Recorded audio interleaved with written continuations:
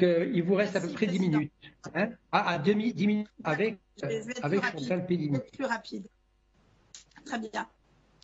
Donc là, je vais plutôt, dans la foulée de ce qu'a dit Jean-Martin Mondologne, m'exprimer en tant que maire, qui a été directement confronté à la décision, ouvrir ou pas ouvrir, et à la gestion de son école primaire. Et je voudrais quand même, à toutes fins utiles, parce qu'on a un peu tendance à l'oublier, que la loi du 22 juillet 83 a clairement fixé la répartition des domaines de compétences entre les communes, les départements, les régions et l'État. Donc, Monsieur le Président de l'Exécutif, si vous avez été très clair en préambule en assurant que le Conseil exécutif est fermement opposé à l'ouverture des écoles le 11 septembre, le rapport des écoles primaires, voilà, le rapport des pages 25 à 27 est plus nuancé. Et quelque part, ce n'est pas plus mal, puisque vous avez clairement écrit que le Conseil exécutif rappelle qu'il ne lui appartient pas de se substituer aux maires ni aux communes dans l'exercice de leurs compétences et prérogatives. Donc ça, c'est juste pour préciser un certain nombre de choses. Bon, la réouverture de l'école, c'est le sujet. C'est le sujet d'inquiétude des maires depuis maintenant quelques jours.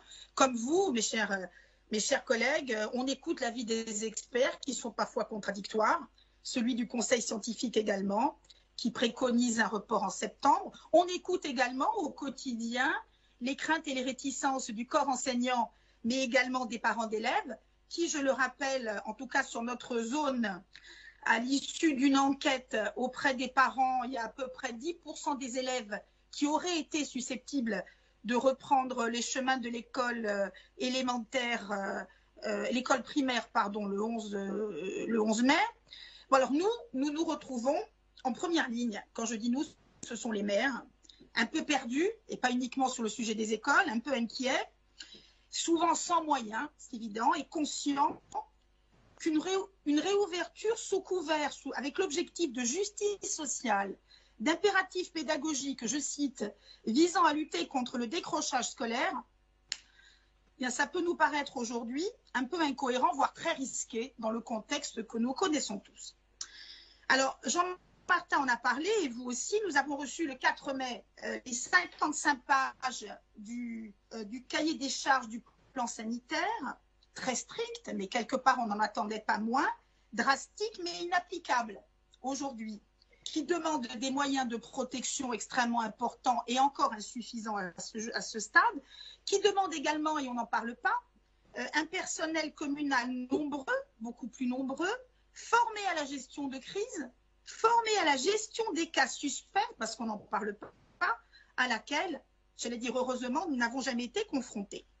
Donc effectivement, personne ne peut être dans les clous du protocole sanitaire dans un laps de temps aussi court. Mais ceci dit, ce n'est pas un acte de bravoure de ne pas rouvrir l'école ou sa crèche. Ce n'est même pas une satisfaction. L'école, c'est un lieu d'apprentissage et également un lieu de sociabilité. Mais sans garantie de sécurité, vous le savez, pour préserver la santé des enfants, des enseignants et du personnel communal, tout ça vole en éclats. Et je pense que la situation est strictement la même pour les crèches. Mais là, je vais être un peu direct, il faut cesser également le bal des hypocrites dans cette affaire.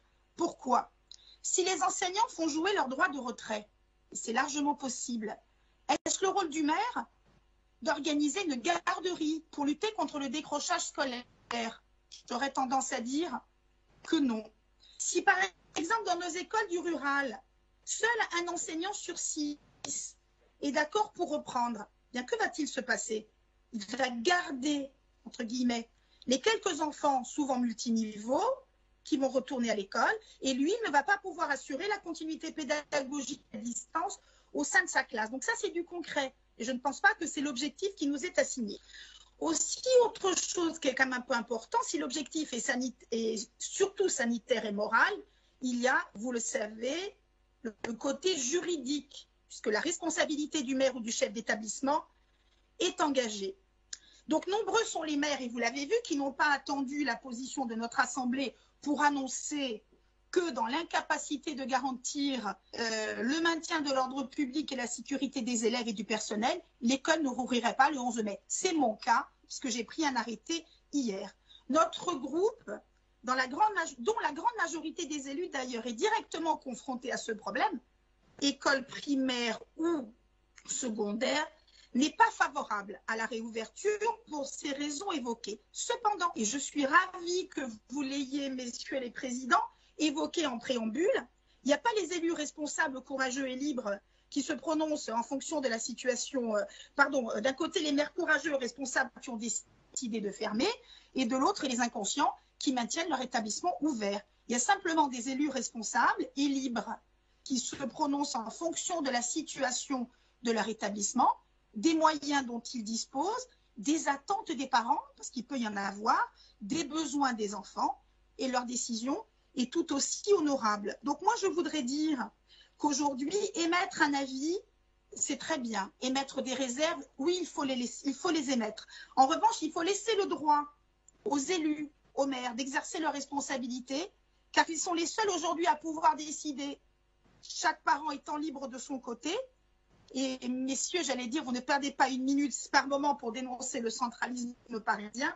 Donc, il faudra peut-être éviter de substituer le centralisme ajaccien. Mais je vais dire que pour moi, en tant que maire, mon problème aujourd'hui, c'est pas de savoir ce qui va se passer entre le 11 mai et le 15 juin, à un mois des vacances scolaires.